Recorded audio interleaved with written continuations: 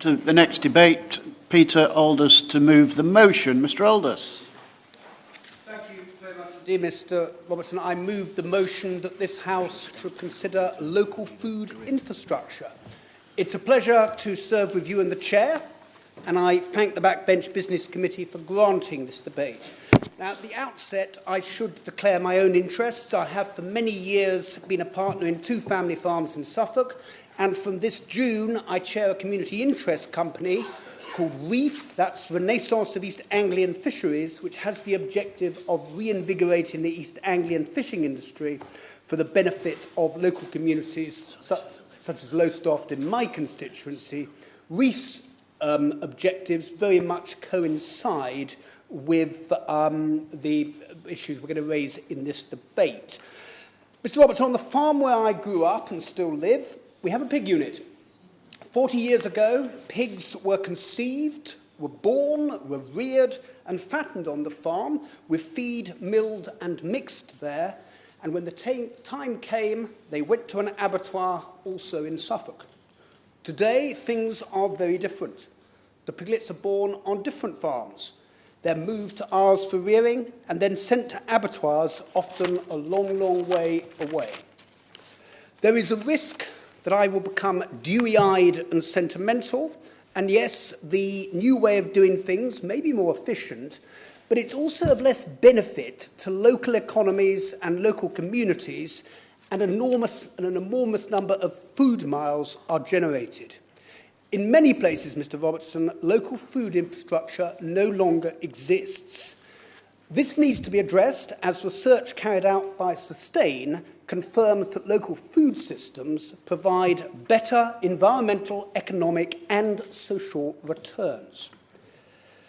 Whilst much of this debate is focused on the long-term structural improvements that are needed to local food infrastructure, it's necessary to highlight the enormous pressures that are currently impacting on all aspects of food production.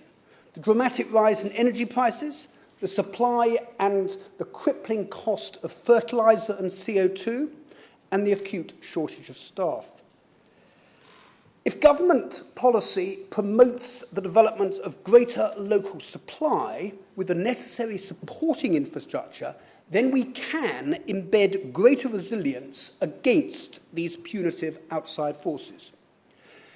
It's important to provide some background information on the current state of the food sector. The groceries market in 2020 was worth £200 billion. The largest 9 food retailers control over 90% of the market. And on average, farmers get only 9% of the agri-food gross value added. The 2021 Groceries Food Adjudicator Survey showed a backward slide on fairness. 39% of fish caught by UK boats is landed and processed abroad, with little benefit coming back to local fishing communities such as that in Lowestoft.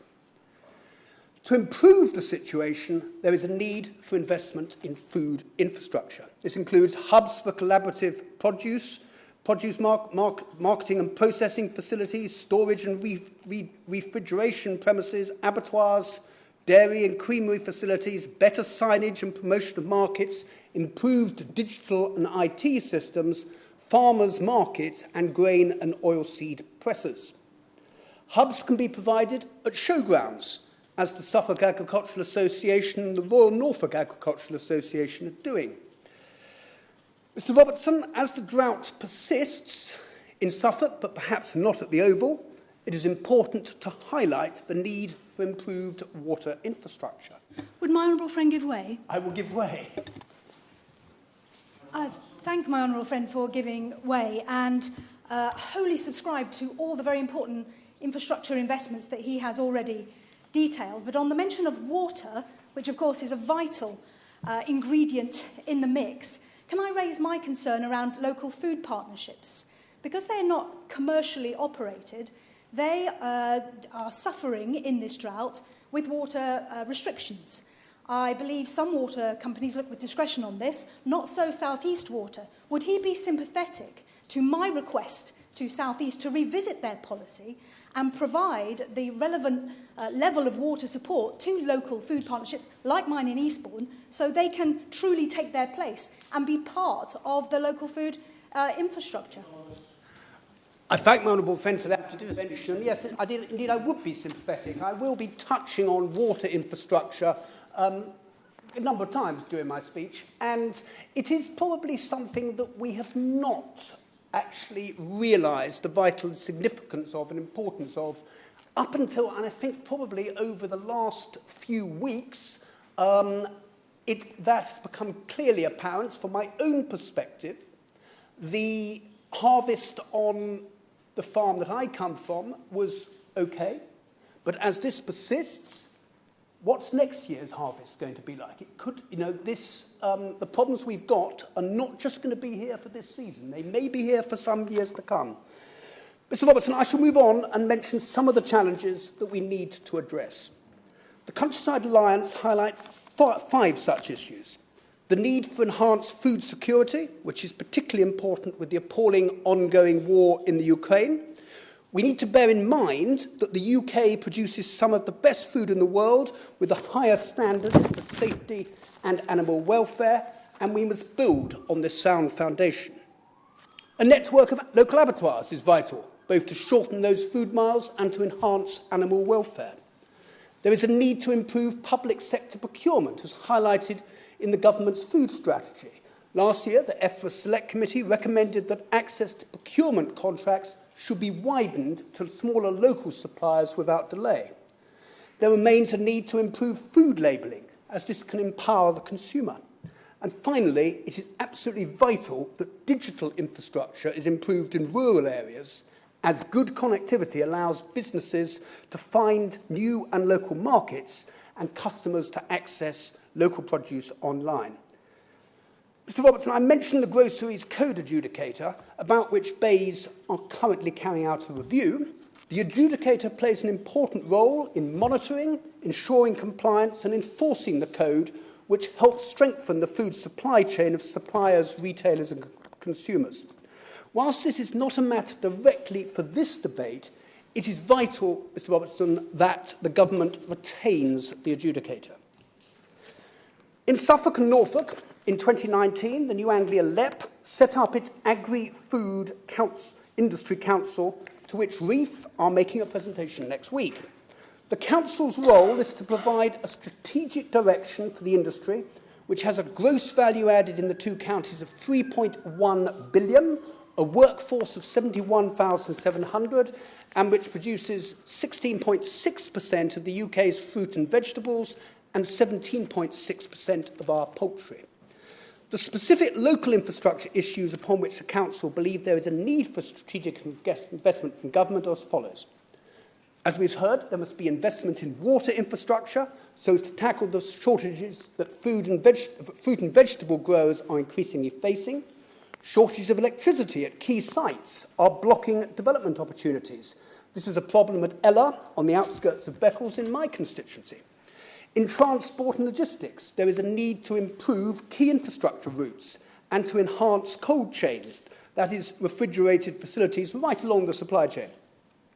The Council highlights the need to ensure that farmers and rural communities still receive the same level and quality of support, whether financial or through advisory services, under ELMS and the UK's Shared Prosperity Fund, as they did before we left the EU. Under the government's current proposals, Suffolk will receive less through the Shared Prosperity Fund than it did through the previous EU structural funding. The annual allocation under the previous regime was estimated at between £18 and £24 million, whilst under the Shared Prosperity Fund it is proposed that it will be around £12 million. Anecdotally, there are reports of other areas receiving uplifts. Suffolk MPs have written to the Department of Levelling Up Housing Communities highlighting this inequity, and anything that my right honourable friend in his new position can do to address it would be greatly appreciated. Mr. Robertson, it's important to showcase examples of good practice where local initiatives are strengthening local food infrastructure. 3 examples that I will mention come from very different backgrounds.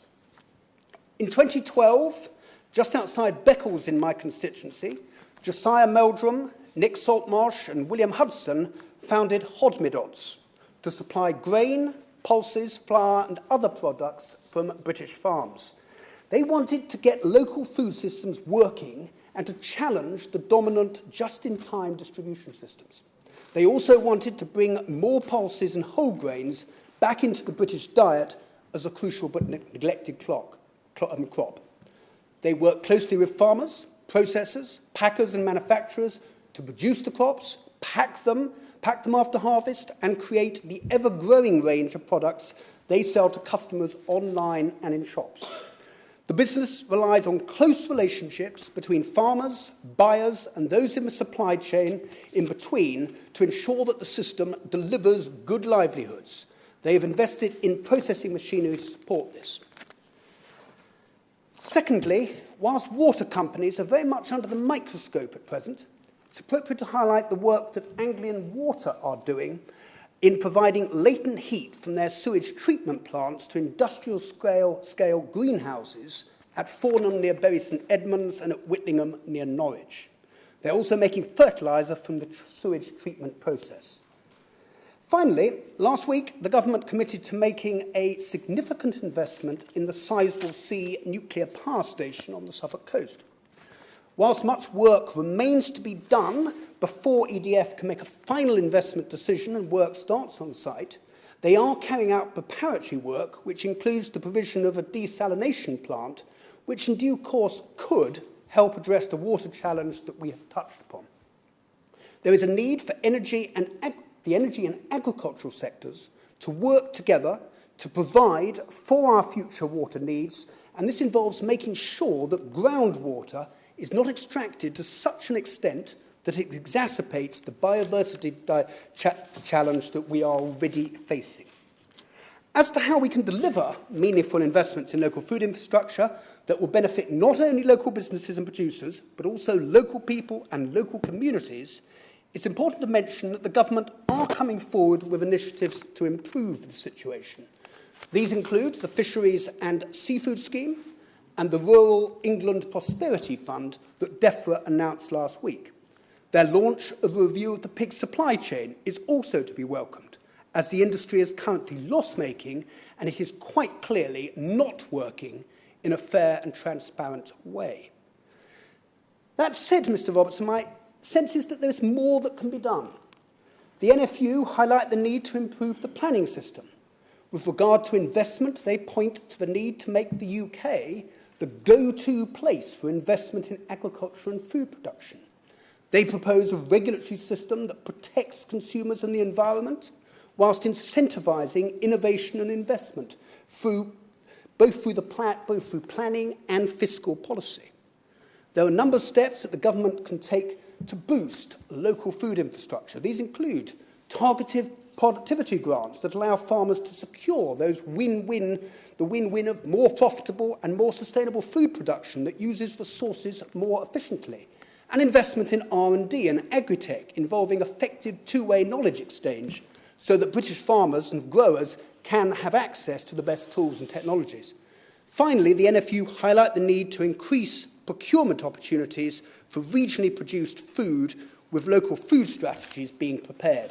These strategies should be developed with the LEPs, who have the best understanding of local food supply needs. Sustain highlight the need to use all the tools in the box to promote local growth in shorter supply chains and innovation at local and national levels. They emphasise the need for public money for start-up funding to get new businesses established, which in turn would act as a catalyst for private sector investment. There's also a need for tax relief and low rents on local authority-controlled properties for local SMEs, food businesses, to help get them established in those difficult first 2 years of their lives.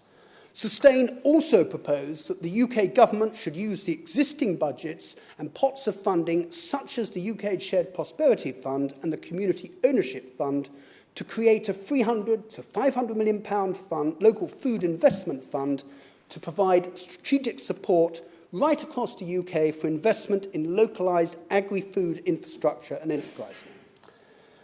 Mr. Robertson, I'm coming to a conclusion, you'll be pleased to hear. Whilst these are troubled times and the immediate outlook is very uncertain, there is no reason why working together, national and local government, public and private utilities, businesses all along the supply chain, and local communities cannot bring about a sea change in how we produce, sell, eat, and celebrate our food. This in turn can build self-sufficiency, embed long-term resilience, and enhance community pride. If we do this, we can provide an exemplar, which can be a flagship for global Britain. I welcome the Minister to his place. He is probably very much the right person to be answering this debate, and I look forward to his reply, and hopefully he will endorse this ambition and commit the government to working with what is a very wide range of interested parties to deliver this truly sustainable future. Thank you.